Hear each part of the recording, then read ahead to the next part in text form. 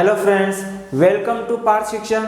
दोस्तों, आज financial statement का लेक्चर नंबर 7 शुरू कर रहे हैं और आज के इस लेक्चर में हम अपने असाइनमेंट का क्वेश्चन नंबर 13 को करेंगे। इसमें एक ट्रीटमेंट है इंटरेस्ट ऑन कैपिटल का। कैपिटल अभी तक के आप जो normal balance sheet trial balance में जो दिया होता था सिर्फ उतना ही आपने देखा है। एडिशनल कैपिटल का एडजस्टमेंट आपने अभी तक के फाइनेंशियल स्टेटमेंट में नहीं देखा है। तो इस क्वेश्चन में एडिशनल कैपिटल का खेल है और इंटरेस्ट ऑन कैपिटल का भी। और जैसे कि मैंने बताया था कि एडजस्टमेंट का क्या मतलब होता है, एडजस्टमेंट में जो भी होता है एंट्री ट्रांजैक्शन उसके दो इफेक्ट होते हैं। तो उनमें से एक एडजस्टमेंट और है interest on capital. Interest on capital, interest on drawings, interest on investment या फिर इंटरेस्ट ऑन लोन, ये सभी जो है वो एडजस्टमेंट से ही रिलेटेड होता है। और अगर ये ट्रायल बैलेंस में दे रखा है तो सिंगल इफेक्ट आएगा, बट अगर एडजस्टमेंट में लिखा है तो इसके भी दो इफेक्ट होंगे। ये सारा लॉजिक बता चुका हूं और मैंने जैसे बता रखा हूं कि अगर जैसे मैं बता रहा उस तरह से करेंगे तो एक ही बार में आपका बैलेंस शीट टैली हो जाएगा। कोई सवाल ही पैदा नहीं होता कि आपका बैलेंस शीट टैली ना हो। तो बस देखिए कि करना क्या है। तो सबसे पहले क्वेश्चन को पढ़ते हैं। तो क्वेश्चन नंबर 13 में क्या लिखा है? Katrina Kaif starts business on 1st April 2022 with a capital of ₹3 lakh.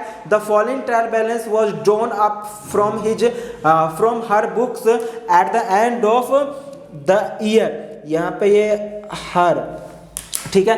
तो ध्यान दीजिए कि न्यूली बिजनेस स्टार्ट है कैटरीना कैफ। नाम तो आपने सुने ही होंगे। तो कैटरीना कैफ ने 3 लाख रुपए के कैपिटल से 1 अप्रैल 2022 को बिजनेस स्टार्ट करी है।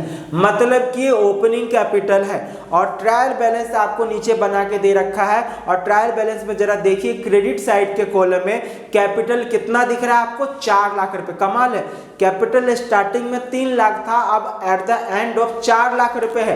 तो ये 4 लाख रुपए 1 लाख कैसे आया? Additional capital.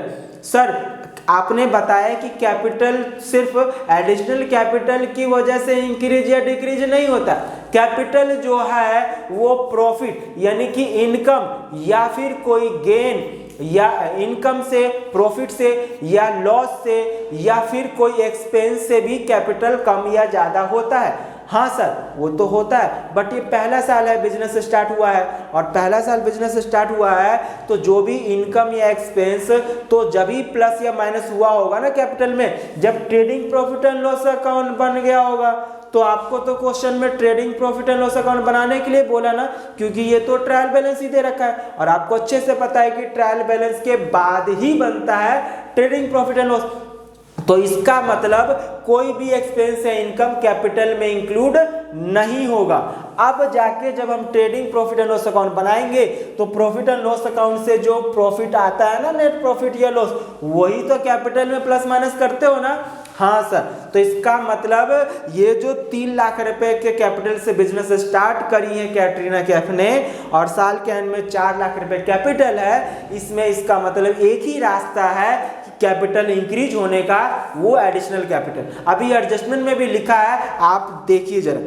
तो देखिए डेबिट साइड में क्या लिखा है? ड्राइंग्स है, प्लांट एंड फिक्चर है, purchases, carriage, inward, return, inward, wages है, सैलरीज है, प्रिंटिंग एंड स्टेशनरी है, एडवर्टीजमेंट है, ट्रेड चार्जेस है, रेंट एंड टैक्सेस है, सन्ड्री डेटर है आपका, सन्ड्री डेटर है, बिल रिसीवेबल है, इन्वेस्टमेंट है, डिस्काउंट है, कैश एट बैंक है, कैश इन हैंड है, capital, sales, sundry creditor, bills payable. अच्छा, अब एडजस्टमेंट, जैसा कि मैंने बताया मेन खेल है एडजस्टमेंट का। तो जो भी एडजस्टमेंट हो उससे रिलेटेड जो आइटम्स है उस पे आपको स्टार लगा लेना है, जैसे कि मैं पहले के लेक्चर में आपको बता चुका हूं। तो जरा ध्यान से देखिए, the value of stock as at 31 March 2023 was ₹2,60,000, यानी कि क्लोजिंग स्टॉक दे रखा है 2,60,000 रुपए, जो कि आपका बैलेंस शीट में एसेट साइड और ट्रेडिंग अकाउंट में क्रेडिट साइड जाएगा। You are required to prepare trading and profit and loss account for the year end 31 March 2023 and the balance sheet as on that date after taking the following facts into account। मतलब ये आपको 31 March 2023 के date में trading profit and loss account बनाना, balance sheet बनाना है। नीचे कुछ फैक्ट दिए हैं, उसको कंसीडर करने के बाद, कंसीडर करते हुए तो सबसे पहला interest on capital is to be provided at 6% per annum, capital पे 6% इंटरेस्ट देना है। कमाल है, ठीक है सर दे देंगे। हाँ आ गया जिसकी बात थी जो मैं अभी तक बोला था। An additional capital of rupees 1 lakh was introduced by Katrina Kaif on 1 अक्टूबर 2022।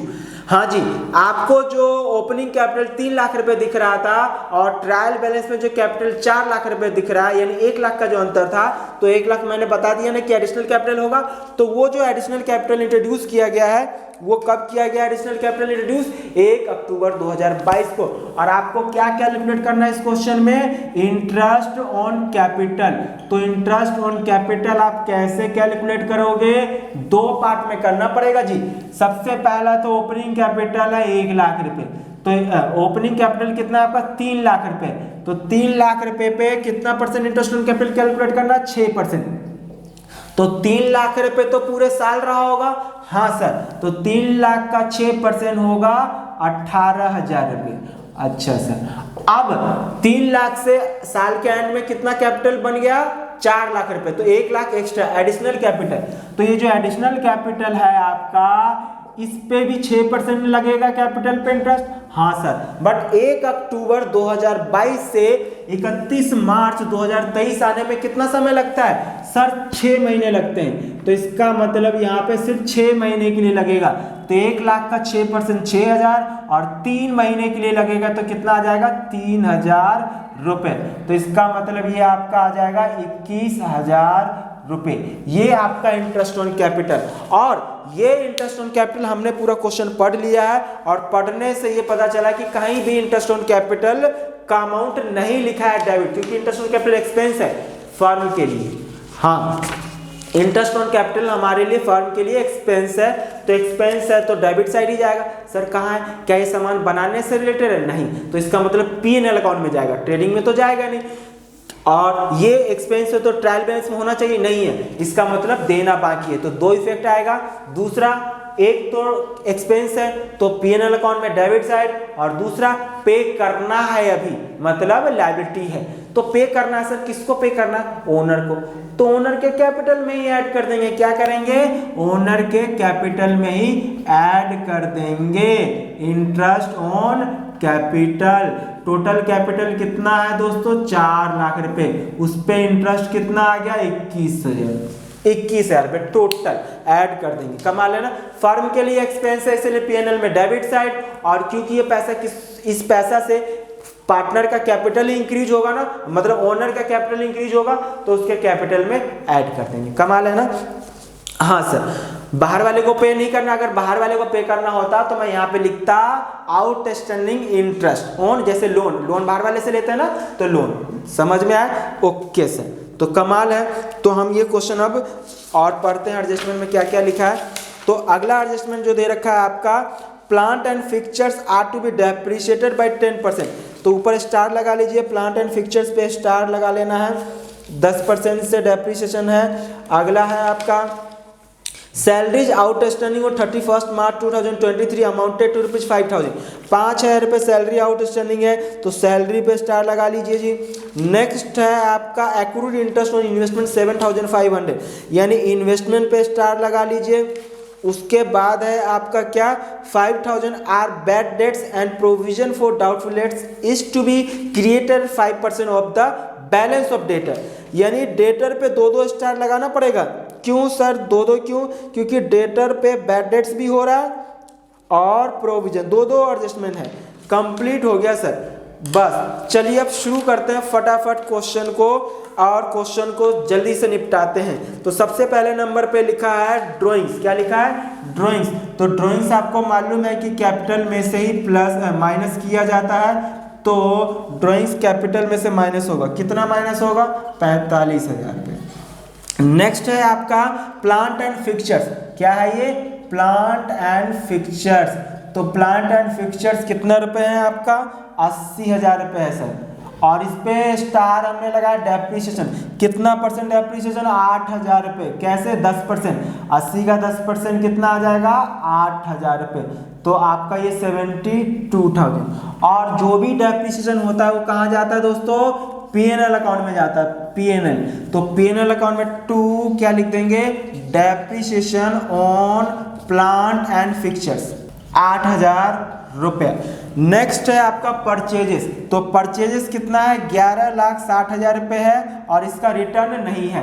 तो इसका मतलब परचेजेस आप लिख लीजिए 11,60,000 रुपये आउटर कॉलम में। नेक्स्ट है कैरेज इनवर्ड, सामान लाने का खर्चा है तो ट्रेडिंग में ही आएगा 20,000 रुपये। नेक्स्ट जो है आपका रिटर्न इनवर्ड। रिटर्न इनवर्ड का मतलब क्या होता है, सेल्स रिटर्न होता है। क्या होता है, सेल्स रिटर्न। रिटर्न इनवर्ड कितना रुपए है, रिटर्न इनवर्ड 40,000 रुपये। नेक्स्ट है आपका वेजेस। वेजेस पे कुछ नहीं है तो सीधा सीधा ये ट्रेडिंग में आउटर कॉलम में आ जाएगा, 80,000 रुपये का है वेजेस। नेक्स्ट है आपका सैलरी। सैलरीज पे स्टार है तो सैलरीज कितना रुपए है, सैलरीज है आपका 1,00,000 रुपये। और स्टार में लिखा था, बैलेंस शीट में लिखा है सैलरीज आउटस्टैंडिंग जो है 5,000 रुपये एडजस्टमेंट में। तो आउटस्टैंडिंग सैलरी जो है वो 5,000 रुपये प्लस हो जाएगा। तो कितना आ जाएगा यहाँ पे, 1,05,000 रुपये। और आउटस्टैंडिंग है तो ये बैलेंस शीट में भी जाएगा क्योंकि डबल इफेक्ट होता है। तो 5,000 रुपये ये आउटस्टैंडिंग सैलरी के नाम से चला गया। नेक्स्ट है आपका प्रिंटिंग एंड स्टेशनरी। जैसे मैं फॉलो कर रहा हूँ, एक एक वर्ड के साथ लिखते जाइए, पोस्टिंग करते जाइए, तो आपका आंसर एक ही बार में टैली हो जाएगा। 8,000 रुपये है प्रिंटिंग एंड स्टेशनरी। एडवर्टीजमेंट भी कहाँ जाएगा, पीएनएल में। पूरी दुनिया का बोझ कौन उठाता है, पीएनएल। तो पीएनएल में ही आएगा सारे खर्चे, 12,000 रुपये। ट्रेड चार्जेस कहाँ पे आएगा सर, पीएनएल में ही आएगा। ट्रेड चार्जेस कितना रुपए है, ट्रेड चार्जेस 6,000 रुपये। नेक्स्ट है आपका रेंट एंड टैक्सेस। तो रेंट एंड टैक्सेस भी लिख लीजिए, कितना है रेंट एंड टैक्सेस, 14,000 रुपये है। उसके बाद सन्ड्री डेटर। सन्ड्री डेटर कहाँ जाएगा, एसेट साइड में जाएगा। तो सन्ड्री डेटर आपका एसेट साइड में है, कितना है, 2,50,000 रुपये। और एडजस्टमेंट था इसका सबसे पहले बैड डेट्स। और याद रखिएगा इसी में से वही बैड डेट्स माइनस करते हैं जो एडजस्टमेंट में होगा। तो एडजस्टमेंट में 5,000 रुपये बैड डेट्स है, कितना रुपये, 5,000 रुपये। तो घटा के कितना बचेगा, 2,45,000 रुपये। माइनस कर देंगे प्रोविजन। हमेशा ये प्रोविजन बैड डेट्स घटाने के बाद जो आता है ना, उस अमाउंट पे लगता है। कितना रुपए, कितना परसेंट बोला इस क्वेश्चन में, प्रोविजन फॉर डाउटफुल डेट्स 5% बोला है। तो 2,45,000 का 5% जो होगा 12,250 रुपये। कितना आएगा, 12,250। अब ये 12,250 रुपये आप घटा के लिख लीजिए आउटर कॉलम में। तो 2,32,750 रुपये।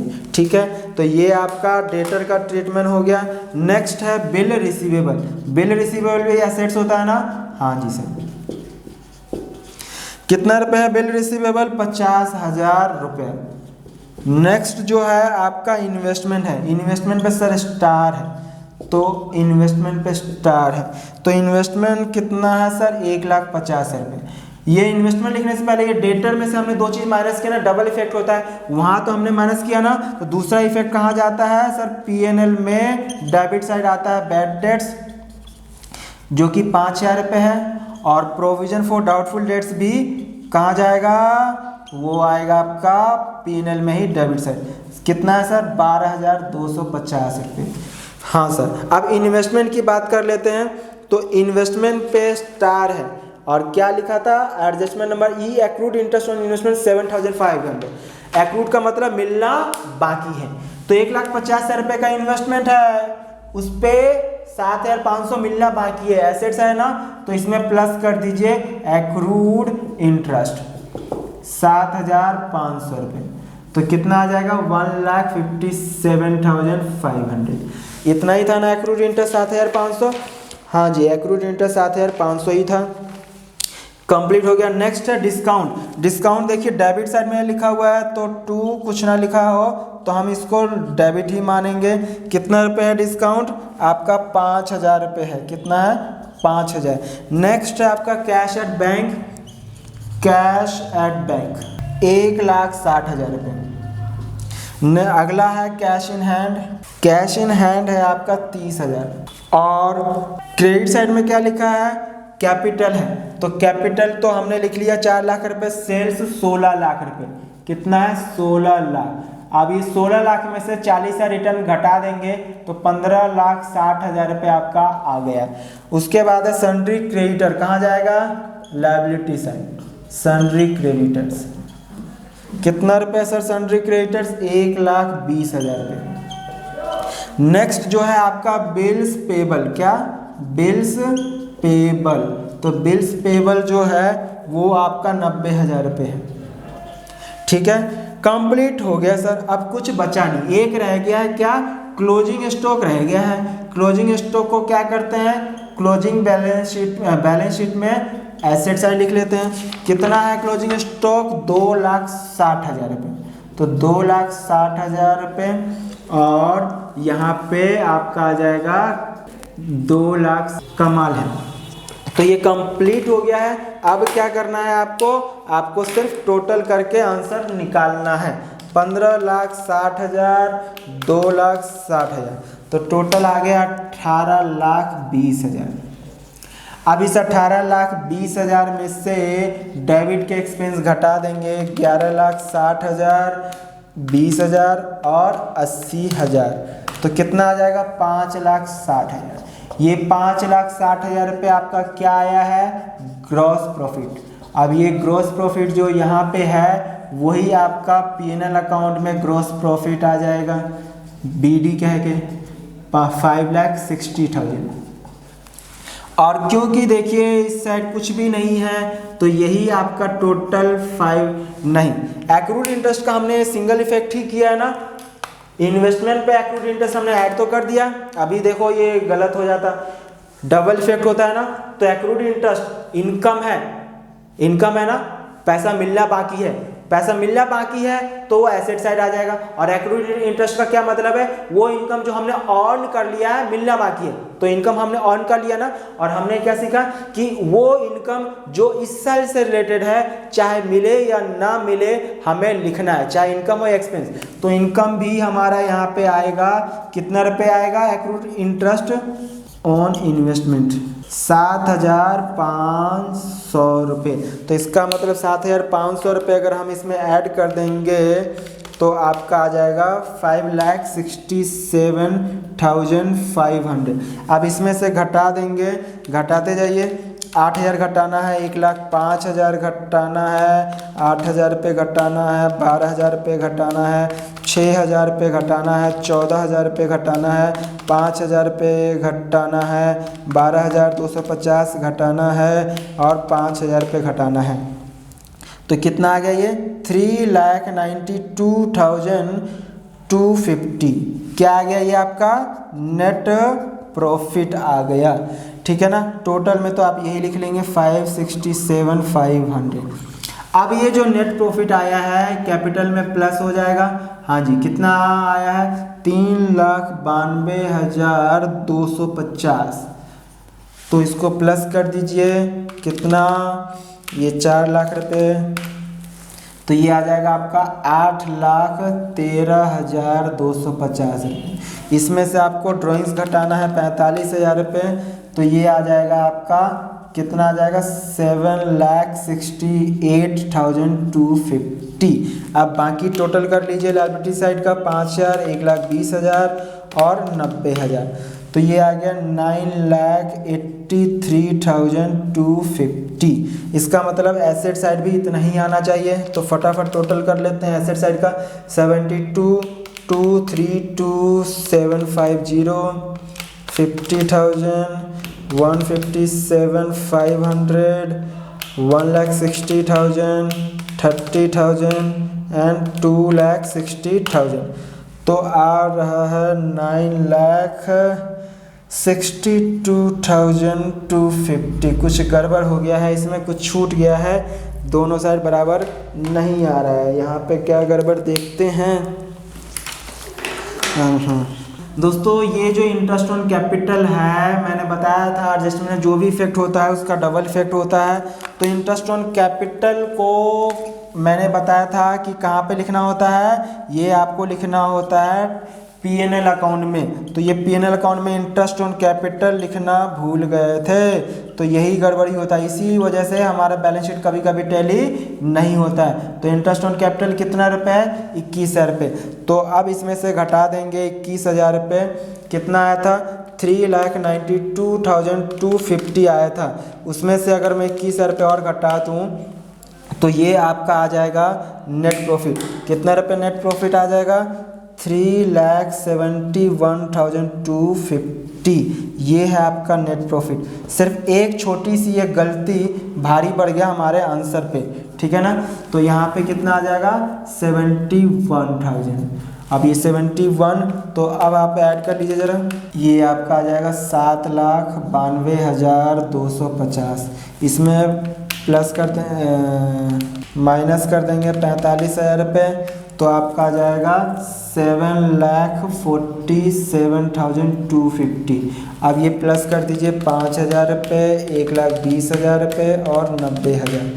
देखिए 9,62,000 एसेट साइड का हमारा टोटल सही था, लायबिलिटी साइड में गलती आ गया था। लायबिलिटी साइड में गलत होने का क्या वजह था, ये जो इंटरेस्ट ऑन कैपिटल है मैंने यहाँ तो लिख दिया, बट क्योंकि एक्सपेंस है ना तो पीएनएल में भी डेबिट साइड आना था, तो अब लिख दिए, हमारा आंसर टैली हो गया। तो यही आपको ध्यान रखना है क्वेश्चन में कि जो भी एडजस्टमेंट है उसका डबल इफेक्ट तो मिनिमम होता है। तो जब भी एडजस्टमेंट का ट्रीटमेंट कहीं भी करें तो जहां जहां उसकी पोस्टिंग करते जाइए। हमने इंटरेस्ट ऑन कैपिटल यहाँ ऐड कर दिया, यहाँ लिखना भूल गए, जिसकी वजह से देखिए आंसर में प्रॉब्लम आ गया। तो दोस्तों मेरी कोशिश थी कि ये क्वेश्चन को जल्दी से जल्दी ख़त्म कराने का, 10 से 15 मिनट सोल्व, थोड़ा सा ज़्यादा टाइम लग गया होगा, ये इतना बोलते बताने में तो टाइम थोड़ा लग ही जाता है। तो दोस्तों इसी के साथ आज की मुलाकात हम यहीं समाप्त करते हैं, मिलते हैं फिर से एक नए लेक्चर में। इसका आज लेक्चर नंबर 7 कंप्लीट हो गया है। अगले लेक्चर में हम थोड़ा सा और नए एडजस्टमेंट का ट्रीटमेंट सीखेंगे और नए क्वेश्चन करेंगे। Thank you so much.